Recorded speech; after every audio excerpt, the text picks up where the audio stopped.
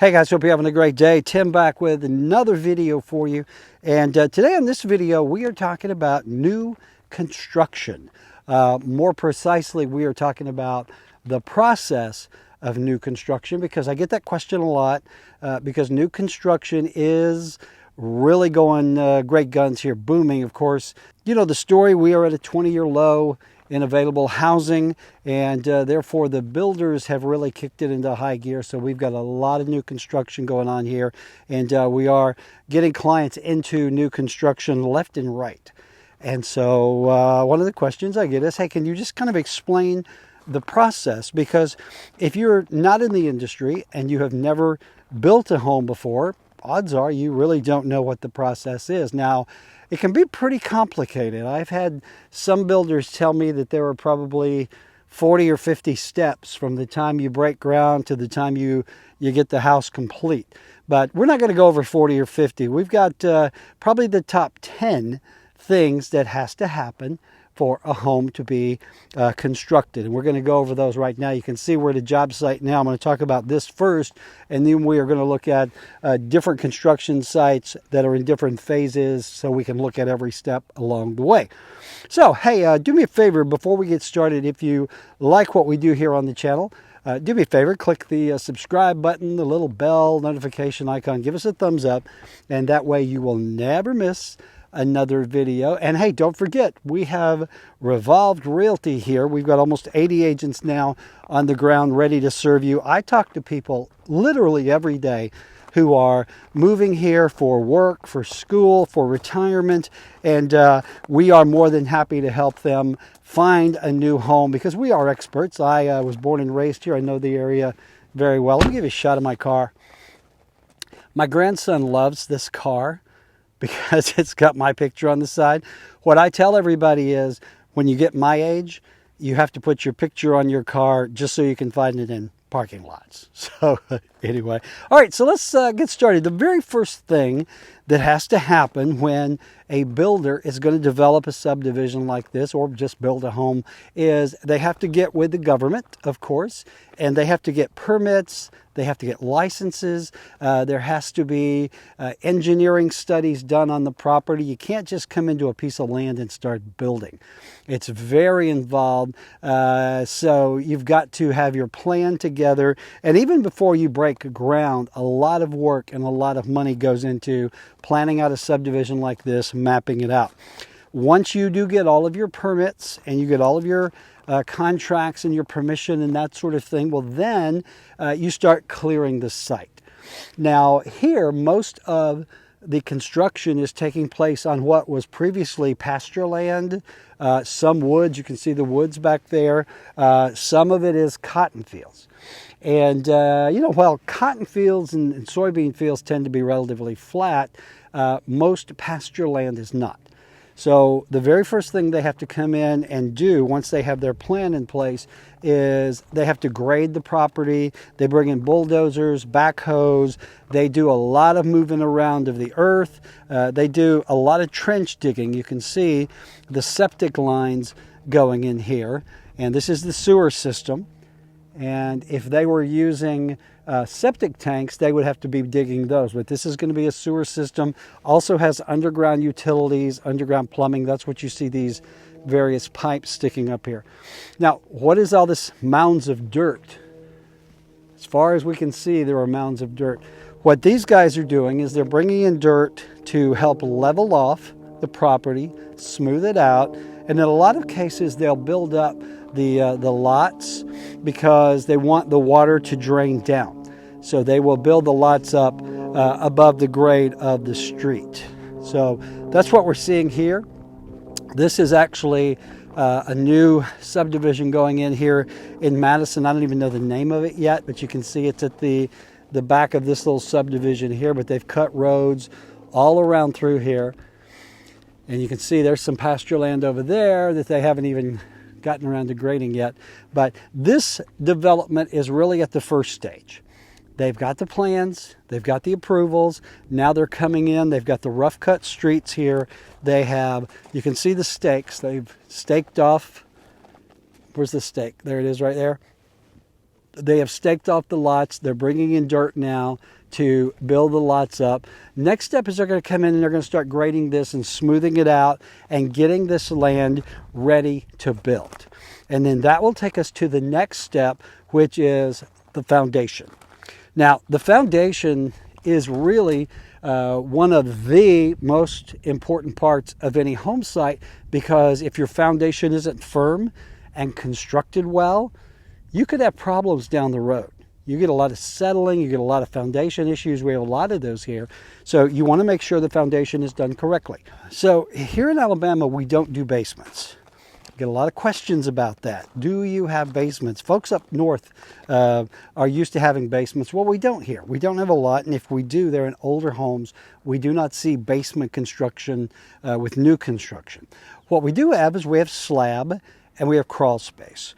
So once the ground is leveled off, they will come in, and if they're going to do a slab pour, slab is just a concrete on the ground. They'll level it off, get really smooth. They'll bring in and they'll build forms around the perimeter, and they will pour concrete. They've got rebar in there, and you can see everything sticking up. These are plumbing, electrical, underground utility type things that are sticking up. So this is a slab home, and this is pretty common here. We do have some crawl space homes. Crawl space, what they do is they trench all around the perimeter, and they'll pour concrete, and then they'll put concrete block on top of that. And that will give you what's called a crawl space, where you can crawl under your house if you are so inclined. But this is a great example of the slab. Now you can see this one down here. Nice day, a little windy. This one, they are just now preparing to pour the slab. They've done they've got the perimeter, they got the gravel in there. They're going to smooth that out.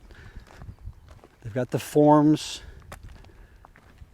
and probably within the next couple of weeks, they will get all of this smoothed out, and they will pour the concrete, and it will look about like that. So it gives you a good idea of what the foundation is like. So once the foundation is done, the next step is what they call the rough framing. Rough framing is when they start literally coming in and framing the house. And that's when you can really see a home start to take some shape. Now, for example, this home is framed in. You can see it's got kind of the layout you can imagine. This would be the foyer. That's probably a dining room, living room there, kitchen. And it's basically a house of sticks at this point. But they get everything framed in.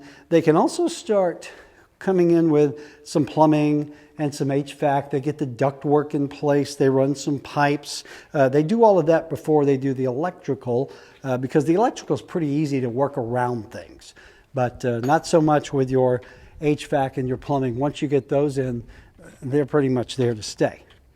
All right. This is also when they will frame in the windows. What they do is they cover the outside with sheetrock or some kind of sheeting, and they will cut out the windows, and then they wrap the house in this protective plastic, which also helps insulate the house. And you can see this one doesn't have the roof on yet. So the next step with this one would be putting the roof on and getting that done. Once the roof is on, the home is considered closed in. And that's when they can really start to come in and do some work. Again, the HVAC system is put in place, all the ductwork, plumbing is put in place, and then they will rough out where the electrical receptacles are going to go and that sort of thing. And then the next step, they actually start to do some finish work. The electricians will come in and run the wires, install the breaker box, get everything run to the box. And again, the plumbing and HVAC would have already been installed. So the next step is insulation. And insulation is super important because it determines the energy efficiency of the home, which determines your utility bills. If you've got a home that is not insulated well, it's not going to stand up to the heat and cold here, and your utility bills are going to be higher. They will also bring in insulation and do the exterior walls. Of course, they do the attic. You're going to have different kinds of insulation. A lot of them use the bats or the rolls. That's very typical. We are seeing some that do blown-in insulation and even some that are doing the foam. Now, the foam is more expensive, but it has twice the R value of other insulation. So you're seeing a lot of the high-end builders now are going with foam. So the next step is when the house actually starts taking shape. Once all the electrical, the plumbing, everything is done, the insulation is done, they are going to start putting sheetrock on the walls. And they will put up the sheetrock, they'll sand it, they'll tape it, they'll paint it really nice. You can see this is a home that is in the next step. They'll also start doing things like, finishing out the install of lights once all the sheetrock is there, finishing up the electrical part. They'll start bringing in the cabinets, countertops, appliances, putting in the vent hoods, starting to do some finishes. You'll see like the baluster here for the stairs and the risers. All of this is finish work. All right. So the house at this point really is starting to take shape. It looks like a house. A lot of things are being buttoned up. Hardwood floors are in if that's what they're going to use. They typically will wait and do carpet a little bit later. These floors really take a beating. Most of the builders now are using like an LVP or an engineered hardwood because it is actually a little more durable, I think, than regular wood. So they'll also start doing the exterior finishes. If they're going to brick the home, they'll brick it. They're going to start doing the paint. They start doing things if there's stucco or stone or that sort of thing, getting that in place. And again, you got your cabinets, your vanities going in. If you're going to have a fireplace, which this home does not, the fireplace will go in, the mantle will go in. And then once all of that happens, then they come in and do the final coat of paint, get it nice and pretty, make sure everything is bottled up, and then they'll also work on the exterior. That's when they're going to do things like the driveway, the walkways, patios are formed at this stage. Some builders will put in the driveway first so people can walk in and out. Most of the builders here are going to wait until the last to do the driveway because they know it's going to get beat to heck if they go ahead and do it ahead of time. So that's all going to be happening. And then the next step is going to be the hard surfaces like tile, again, the flooring, and we're already at that point with this home. That's going to be put in as well as countertops. You can see we've already got granite put in here, right? Okay. And again, this is also when they start doing the finish work on the electrical. They put in the light fixtures, they put in the switches, they put in the receptacles. They finish with the HVAC. They get that all complete. They'll put in sinks, toilets, that sort of thing. And then finally, once all of that is done, they will come back and finish things like toilets, shower doors, vanities, that sort of thing. And so at that time, everything is pretty much buttoned up. And the house is ready for a final inspection. And I get asked all the time, Tim, should I have new construction inspected? And by that, you hire an outside inspector to come in and inspect the work. I always believe you should get an inspection. And it has nothing to do with the quality of the build. It has more to do with just making sure that all the little details have been taken care of. Because building a house, again, we've just kind of scratched the surface. You can see how many steps there are. And sometimes things do get missed. So I do recommend hiring an inspector. It's a few $100s, typically a few $100 well spent. And then you'll come back in and do what we call a blue tape walkthrough. You will meet the builder at the home with literally a roll of blue tape, and you will go through the home room by room looking for things that need to be taken care of. Typically it's paint. Maybe an area didn't get another coat of paint, or there's a nick here, there's a nick there, and you literally put little pieces of blue tape all over the place, all over the walls, the vanities, the countertops. I mean, I've seen microwave doors were not installed. That gets a piece of blue tape. So you will blue tape everything. And also your inspector will do his inspection. He will create a report and give that to you. So you can also turn that over to the builder and say, okay, Mr. Builder, we've done our blue tape. We know everything we need to fix there. By the way, here is a report from the inspector. Let's take care of everything there. So that is not the final inspection, but again, I call it the blue tape. Typically a week later, you will come back, meet with the builder, just to make sure that all of the blue tape items were taken care of, just to make sure that everything on the inspection report was taken care of, and the home is good to go. And when you are doing your final inspection, look at every room carefully, flush every toilet, turn on every faucet, let the hot water run, get hot, test the microwave, test the oven, test the eyes. You literally want to turn everything with an on-off switch, on-off, just to make sure everything is working, and then that takes you to close. All right, so that's the process from A to Z. Again, it always starts with a rough piece of land, and they have to come in, do the engineering studies, get everything mapped out there, get all of the permits, get everything they need. They come in then and they will smooth the land, they'll grade it, they'll do whatever they need to do, they'll cut in roads, they will do whatever underground utilities there are, they'll do the sewage, etc. And then once you get to that point, they smooth over the lots and they start to build. All right, they build the slab, then they come in and they do the framing, they do the roof, they do insulation, the plumbing, the HVAC, and that goes all the way through until they do the sheetrock, bring in your granite, bring in your cabinets, and just finish the home overall. All right, so it's pretty complicated. Hopefully the builders know what they're doing, and most of them do. I get asked a lot about the timeline. Typically now, if you are building new construction here, from the day you break ground to the day you move in, could be 10 months, could be longer. There are some of the higher end builders here, 12 to 14 months.